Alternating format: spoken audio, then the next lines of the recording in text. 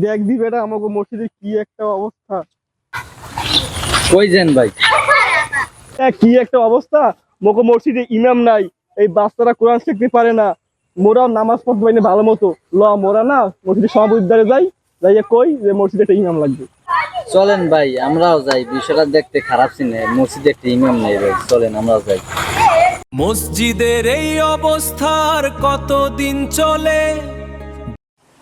আসসালামু আলাইকুম সভাপতি সাহেব। ওয়ালাইকুম আসসালাম। আমার বাবাকে ভালো আছেন বোন? সভাপতি সাহেব আমি তো দিচ্ছি, আমি দোকানে পাওয়া না, দেখ পাইছি ভালো হয়েছে। আমার একটা কথা হলো। আচ্ছা কি কথা কবা? সেক্রেটারি সাহেব আইছে, কই এলান? হলে সভাপতি সাহেব আছেন, সেক্রেটারি সাহেব আইছেন, দেখ ভালো হয়েছে, দুজনের এক লগই পাইছি। তো কত হয়েছে দেখেন না আমাকে মসজিদে কি একটা অবস্থা। অনেক দিন ধরে মসজিদে ইমাম নাই, এই পোলাপান গুলায় সকালবেলা কিছু আরবি শিখবে, হ্যাঁ পারে না। আমরা ভালো মতো না নামাজ পড়মু, নামাজ শিখমু, হ্যাঁ পারি না। এরা দেখি একটা মসজিদ চলে? মসজিদে একটা ইমাম নাই, আমরা সভাপতি সেক্রেটারি আছেন কি লেগে? এখানে আমিও চিন্তিত, মসজিদে কোনো ইমাম নাই, এটা লইয়ে বিষয়টা খারাপ দেখা যায় না? আপনি বুঝছেন?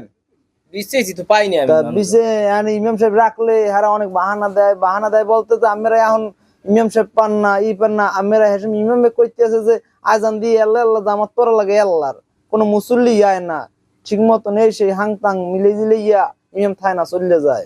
কি করতে পারি? অন্যায়ের বিরুদ্ধে এক আপোষহীন কণ্ঠস্বর।